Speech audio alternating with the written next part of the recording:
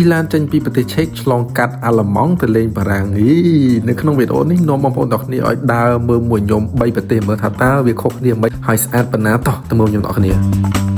ជំហានដំបូងគឺយើងធ្វើដំណើរចេញមកពីប្រទេសឆេកហើយយើងជួលឡានជួលអីជិះមកឥឡូវនេះយើងបានមកដល់ប្រទេសអាល្លឺម៉ង់ហើយនេះគឺធ្វើដំណើរយូរមែនទែនទម្រាំរបស់នេះចំណាយពេលខ្ទង់មិនក្រោម10ម៉ោងទេបងប្អូនទាំងគ្នាបើសិនជារាប់បញ្ចូលជាមួយនឹងពេលវេលាដែលយើងដើរញ៉ាំអីចូលមើលលេង Christmas Market នៅប្រទេសអាល្លឺម៉ង់ទៀតយូរមែនទែនហ្មងទម្រាំតែម្ដងនេះបាទឥឡូវនេះយើងនៅក្នុងទឹកដីអាល្លឺម៉ង់ឡើយស្អែកឡើងបានយើងចេញទៅលេងបារាំងហើយសរុបធ្វើដំណើរទាំងអស់គឺយើងប្រហែលជាចំណាយខ្ទង់12ម៉ោងទាំងចូលសម្រាប់ទាំងចូលដើរលេងបាទមូលហេតុដែលពួកខ្ញុំសម្រេចចិត្តថាមិនគេងនៅបារាំងហើយបើជាមកគេងនៅអាល្លឺម៉ង់គឺមានពីរមូលហេតុទីមួយដោយសារតែពួកខ្ញុំចង់ជិះចូលមើលផ្សារគេហៅថា Christmas Market នៅក្នុងប្រទេសអាល្លឺម៉ង់ហើយយើងគេងនៅអាល្លឺម៉ង់ដែលមានផ្ទះដែលមានតម្លៃរៀងថោកជាងនៅបារាំងរួចហើយថ្ងៃបន្ទាប់បានយើងទៅលេងប្រទេសបារាំងតែម្ដង2ហើយខាងនេះអាចផ្ដល់សនហើយបើសិនមានក្មេងអាចបានមួយទៀតហើយទប់ស្តៀងគ្នាមួយទៀតអានេះអាចគេបាន2ទៅ3នាក់ដូចគ្នាមានទូទោះមានអីចាំមកកញ្ចក់អីចាំមកស្ទាយគេមកបេនអានេះមានកសែងជាមួយទឹកហើយមានខាងនេះមានផ្ទះបាយខាងនោះមានកន្លែងលាងចានឥឡូវយើងចូលមកមើលបន្ទប់ទឹកប្រគុណម្ដងចាអត់មានអីណានិយាយចឹងភ័យងខ្ញុំថាមើលអំពូលគេនោះអត់ថាមើលអំពូលគេនោះអត់អូដូចរយនេះទឹកដូចចូលក្លឹបអីមែនតើអូយស្អាតមែនតើអានេះសោះថាគេបាននេះដល់ស្អាតនេះសំខាន់មានផ្កាយមានអីទៀតទេបងមែនទេហើយគេមានកន្លែងលាងដៃគេឡើងភ្លឺចាញ់ហ្មងមើលប្រគុណមើលគាត់នៅអឺរ៉ុបនេះអត់មួយយ៉ាងអត់មានបាញ់គូនអូស្អាតអានេះម៉ាស៊ីនកម្ដៅអូខេអីមែនតើហ្មងស្អាតខ្លាំងអូតែមានគេហៅគេនឹងគេខ្លោនហ្នឹងហើយមិនយើងភ្លេចថតភ្លើងភ្លើងមកគេនេះ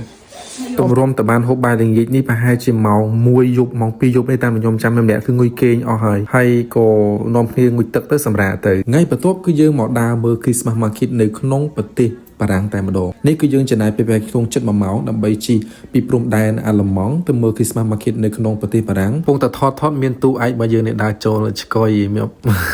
ទូឯករបស់យើងនេះតើអ្នកនៅឆេកបានគាត់ស្គាល់ជាពិសេសនិស្សិតនិយាយលេងសើចបងប្អូនទាំងគ្នានៅក្នុងប្រទេសបារាំងនេះគឺ Christmas Market របស់គេស្អាតខ្លាំងមែនទែនបងប្អូននេះឃើញអញ្ចឹងគឺគេតុបតែងគេមានតម្លាក់ស្អីគេនឹងដូចពេញប៉ោងមូលនឹងមកហើយគឺស្អាតខ្លាំងមែនទែនហើយភ្ញៀវទេសចររបស់គេគឺដូចបុណ្យកឋិនបុណ្យអុំទូកខ្មែរយើងកាលពីប្រហែលឆ្នាំមុនអញ្ចឹងហើយបើសិនជាបងប្អូនទាំងអស់គ្នាមកលេងបារាំងរដូវកាល Christmas ទៀតកុំភ្លេចមកមើលនៅតំបន់មួយនេះនេះហៅថា Strasbourg ដែលខ្ញុំទៅលេងនេះគឺ Strasbourg បងប្អូនទាំងគ្នា search Strasbourg ចាឃើញ Christmas Market របស់គេគឺកំពូលស្អាតតែម្ដងខ្ញុំគិតថានៅក្នុងចំណោម Christmas Market នៅក្នុងអឺរ៉ុប Christmas Market នេះកន្លែងនេះគឺស្អាតមែនទែនខ្ញុំនិយាយដែរគឺស្អាតខ្ញុំសរសើរគេប្រការតុបតែងភ្លើងរបៀបហ្នឹងហើយអ្វីដែលសំខាន់នោះគឺភ្ញៀវទេសចរគេនេះគឺមិនដឹងថាប្រមាណ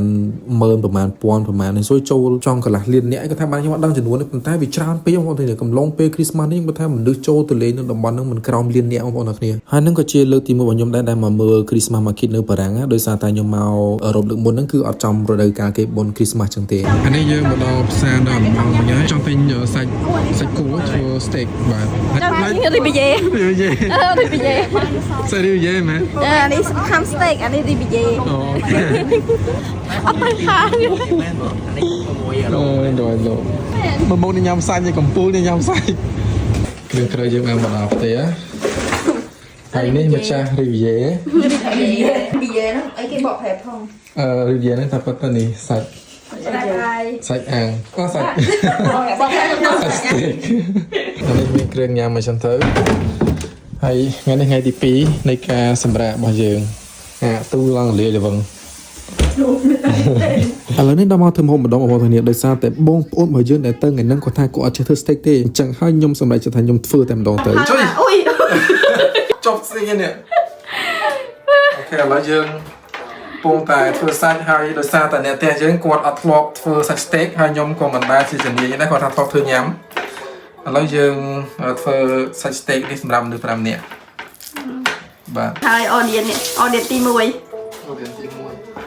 ត់ឃើញធ្វើអត់ធ្វើជា អ មក ត់ ស្គាល់បែ ទី2រៀនទី3 និយាយលេងសើចបងប្អូនទាំងគ្នានិយាយទៅតាំងពីឃ្លាតឆ្ងាយពីផ្ទះនៅជប៉ុនមកគឺខ្ញុំធ្វើម្ហូបខ្លួនឯងនឹងវាច្រើនដែរប៉ុន្តែមិនសូវជាច្រើនមុខហ្មងទេគាត់ថាអាសាធ្វើញ៉ាំអញ្ចឹងទៅយើងមានអារម្មណ៍ថាយើងអាចរៀនបានការរស់នៅខ្លួនឯងការរស់នៅម្នាក់ឯងអញ្ចឹងទៅម្ដងនេះគឺខ្ញុំអាសាធ្វើម្ហូបគួរសមដែរបើសិនជាភាពធៀបនៅជប៉ុនខ្ញុំអត់ធ្វើសោះហ្មងអញ្ចឹងបានថាបងប្អូនទាំងគ្នាគេឲ្យយើងរស់នៅឯករាជ្យនៅពេលយើងរស់ឯករាជ្យយើងដឹងពីរបៀបរស់នៅហើយថាយើងត្រូវចេះធ្វើម្ហូបយើងត្រូវចេះចិញ្ចឹមខ្លួនឯងយើងត្រូវរកអីញ៉ាំខ្លួនឯងអញ្ចឹងទៅកុំពឹងអ្នកផ្ទះអីរហូតពេកអញ្ចឹងណាបាទអញ្ចឹងមកវប្បធម៌ជប៉ុនគឺគេអាយុ18ឆ្នាំគេអាយុ20ឆ្នាំគឺគេរើចេញពីផ្ទះគេនៅជាមួយអ្នកផ្ទះទៀតទេប៉ុន្តែចង់អ្នកណារើអីក៏រើទៅបងប្អូនទាំងគ្នាសម្រាប់ខ្ញុំវិញខ្ញុំអត់សូវចង់រើចេញពីអ្នកផ្ទះខ្ញុំទេដោយសារតែខ្ញុំឲ្យតម្លៃទៅលើអនុស្សាវរីយ៍ខ្ញុំឲ្យតម្លៃទៅលើការញ៉ាំអាហារជុំគ្នាជាមួយអ្នកផ្ទះខ្ញុំដូច្នេះបើសិនជាដរាបណាខ្ញុំអត់ទាន់មានគ្រួសារទេខ្ញុំអត់សូវចង់រើចេញពីអ្នកផ្ទះខ្ញុំទេបងប្អូនទាំងគ្នាខ្ញុំឲ្យតម្លៃការញ៉ាំបាយជាមួយអ្នកផ្ទះខ្ញុំឲ្យតម្លៃការរស់នៅជាមួយគ្នាមែនទែនដោយសារតែខ្ញុំគិតថាអនុស្សាវរីយ៍របស់ពួកយើងគឺអត់មានយូរប្រហែលទេតែយើងមានគ្រួសារហ្នឹងគឺយើងបែកចេញពីពួកគាត់ហើយមែនទេ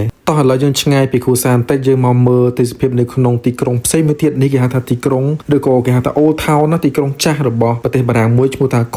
Colmar នេះគឺជាទីក្រុងមួយដែលស្អាតដូចគ្នាប៉ុន្តែវាពោពេញទៅដោយអគារបុរាណផ្ទះបុរាណហើយបន្សល់មូលរងរាប់រយឆ្នាំមកទាំងគ្នាផ្ទះឡើងចាស់ចាស់មែនទែនខ្ញុំដឹងថាវាប្រហែលរយឆ្នាំហើយប៉ុន្តែ Colmar នេះក៏ស្អាតមិនធម្មតាដែរបងប្អូនគ្នាអត់ចាញ់ Strasbourg ទេប៉ុន្តែគាត់ថា Colmar នេះវាតូចហើយជាទីក្រុងចាស់ដែលគេរក្សាទុកនៅអគារបុរាណដើម្បីឲ្យភ្ញៀវទេសចរជាតិភ្ញៀវទេសចរអន្តរជាតិមកទស្សនាអញ្ចឹងទៅអញ្ចឹងកុំភ្លេចក្រៅពីទីក្រុងប៉ារីសទៅលេង Strasbourg ហើយនិង Colmar នេះផង